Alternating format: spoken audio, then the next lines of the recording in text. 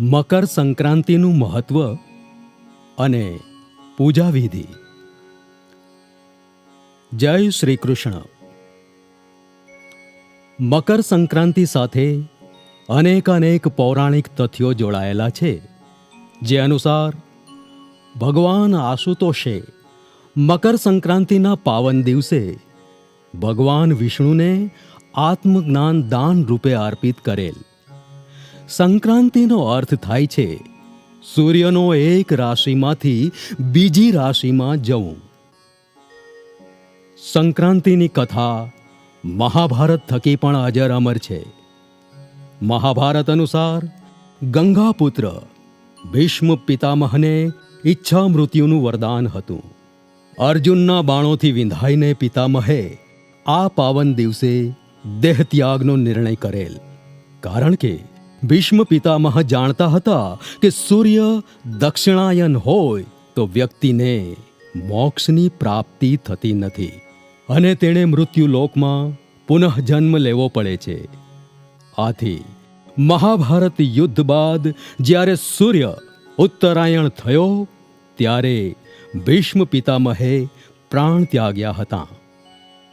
એક અન્ય માન્યતા અનુસાર સંક્રાંતિના દિવસે જ મા ગંગા સ્વર્ગમાંથી અવતરિત થઈ રાજા ભાગીરથની પાછળ કપિલ મુનિના આશ્રમથી થઈ ગંગા સાગર સુધી પહોંચ્યા હતા.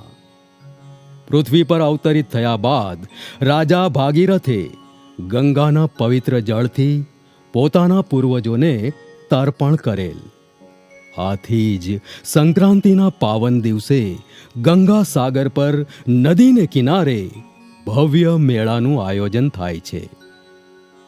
એક માન્યતા અનુસાર ભગવાન ભાસ્કર પોતાના પુત્ર શનિને મળવા સ્વયં એના ઘરે ગયા હતા. શનિદેવ મકર રાશિના સ્વામી છે, તેથી આ દિવસને મકર સંક્રાંતિ તરીકે ઓળખવામાં આવે છે. મકર સંક્રાંતિના પવિત્ર દિવસે સૂર્યદેવને જળ, લાલ ફૂલ, લાલ વસ્ત્ર, ઘઉં, ગોળ, અક્ષત, સોપારી અને દક્ષિણા અર્પિત કરવામાં આવે છે. સંક્રાંતિના પાવન દિવસે ભક્તો પવિત્ર નદીઓમાં સ્નાન કરી સૂર્યદેવને અર્ઘ્ય આપે છે. આથી જ મકર સંક્રાંતિના પાવન પર્વને સૂર્ય ઉપાસનાનો તહેવાર કહેવામાં આવે છે. મકર સંક્રાંતિના દિવસે સેંકડો શ્રદ્ધાળુઓ દાન પૂન કરી ધન્યતા અનુભવે છે. મકર સંક્રાંતિના દિવસે ભગવાન વિષ્ણુએ પૃથ્વીલોક પર અસુરોનો વધ કરેલ, રાક્ષસોના માથા વધેરી મંદરા પર્વત પર દાટી દીધેલ. ત્યારથી ભગવાન વિષ્ણુની આ જીતને મકર સંક્રાંતિના પર્વ તરીકે ઉજવવામાં આવે છે. મકર સંક્રાંતિને પંજાબમાં લોહડી, ઉત્તરાખંડમાં ઉત્તરાયણી, ગુજરાતમાં ઉત્તરાયણ, તમિલમાં પોંગલ નામ આપી હર્ષભેર ઉજવવામાં આવે છે. ગુજરાતમાં સંક્રાંતિના દિવસે પતંગબાજીનો નજારો જોતા જ બને છે. સમગ્ર આકાશ રંગબેરંગી નીત નવા પતંગોથી ભરેલ દેખાય છે. એ કાયપો છેની બૂમો વાતાવરણને ઉષ્માભર્યું બનાવી દે છે. નાના મોટા સૌ કોઈ ધાબે ચડી પેચ લડાવવાની મજા માણે છે. તલના લાડુ, જીંજરા, ઊંધિયું, બોર, જામફળ અને શેરડીની મિજબાની માણે છે. તનમાં મસ્તી, મનમાં ઉમંગ અને સંભાવ સાથે ઉડાવેલ પતંગ જીવનમાં આનંદ અને જીજીવિષા ભરી દે છે. મકર સંક્રાંતિના પાવન દિવસે જપ, તપ, દાન, સ્નાન, શ્રાદ્ધ, તર્પણ વગેરે ધાર્મિક વિધિઓનું વિશેષતમ મહત્વ છે. એથી માન્યતા છે કે આ પાવન પર્વના દિવસે અપાયેલું દાન 100 ગણું વધીને પુનઃ પ્રાપ્ત થાય છે. આ પવિત્ર દિવસે શુદ્ધ ઘી અને ધાબળાનું વિતરણ મોક્ષની પ્રાપ્તિ અપાવે છે, જે આ શ્લોકથી ફલિત થાય છે.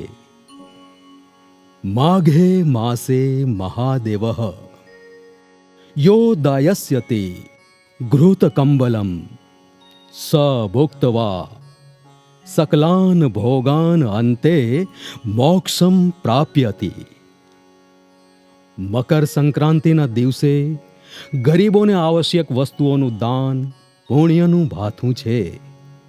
આ પાવન પર્વે ખીચડીનું દાન વધારે ફળદાયી માનવામાં આવે છે. સાથે સાથે તલ, ગોળ, દાબડા, વસ્ત્ર, અન્ન અને બ્રહ્મ ભોજનનું પણ અદકેરું મહાત્મ્ય છે.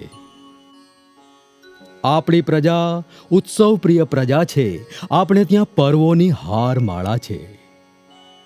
સૌ જનો આ તહેવારો થકી પોતાની આધિ વ્યાધિ ઉપાધિઓ વિસરી પ્રભુમય બની જીવનના આટા પાટા સુલઝાવવા અને જીવન સંઘર્ષ સામે ઝઝૂમવા નવી શક્તિ પ્રાપ્ત કરે છે. દાંપત્ય જીવનને સુખમય બનાવવા ધર્મ પ્રેમી મહિલાઓ પોતાના સુહાગની રક્ષા કાજે અને પોતાના કુટુંબની રિદ્ધિ સિદ્ધિ માટે મકર સંક્રાંતિમાં વિશેષ પૂજા, અર્ચન, કીર્તન, દાન અને ધર્મ કરે છે. સૌભાગ્યવતી સ્ત્રીઓ વહેલી પરોઢે ઉઠી દિવસની શરૂઆત કરે છે. સ્નાનાદિ પછી સૂર્યને અર્ઘ્ય આપી ઘરના પૂજા સ્થળમાં વિશેષ પૂજા અર્ચન આરંભે છે.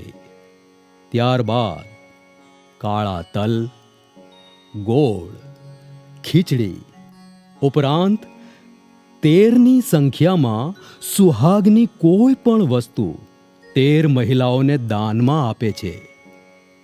આવું કરવાથી તેમને અખંડ સૌભાગ્યની ઉપલબ્ધિ પ્રાપ્ત થાય છે. સૌભાગ્યવતી મહિલા પોતાના શૃંગારનો બધો સામાન કોઈ એક ગરીબ મહિલાને ભેટ ધરે છે, જે થકી પતિને દીર્ઘાયુ પ્રાપ્ત થાય છે. મહિલાઓ આ દિવસે લક્ષ્મી માતાના ચરણોમાં લાલ ફૂલ અર્પિત કરે છે અને ખીરનો ભોગ ધરાવે છે. ભક્તજનો, મકર સંક્રાંતિના દિવસે સૂર્યદેવને જળ અર્પણ કરો અને સૂર્ય મંત્ર ઓમ સૂર્યાય નમઃ આ મંત્રનો જાપ 108 વખત કરો. તુલસી પરિક્રમા કરો, ગોળ અને કાળા તલનું દાન કરો, ભગવાનને ભોગ ધરી પ્રસાદ વહેંચો, શિવજી મંદિરે જઈ શિવલિંગ પર કાળા તલ ચઢાવી જળ અર્પણ કરો અને ઓમ સાંબ સદા શિવાય નમઃ આ મંત્રનો જાપ જપો. અને પક્ષીઓ પ્રત્યે સહાનુભૂતિ દાખવો તો નિઃશંકપણે અખિલ બ્રહ્માંડનો સર્જનહાર તમારા પર અવિરત આશીષ વરસાવશે. આપની દરેક શુભ મનોકામના પૂર્ણ થશે અને દુનિયાની પ્રત્યેક મહામારીઓમાંથી મુક્ત બનશો અને સદા સર્વદા સુખાકારીને વરસો. મકર સંક્રાંતિની સૌને શુભકામના. જય શ્રી કૃષ્ણ.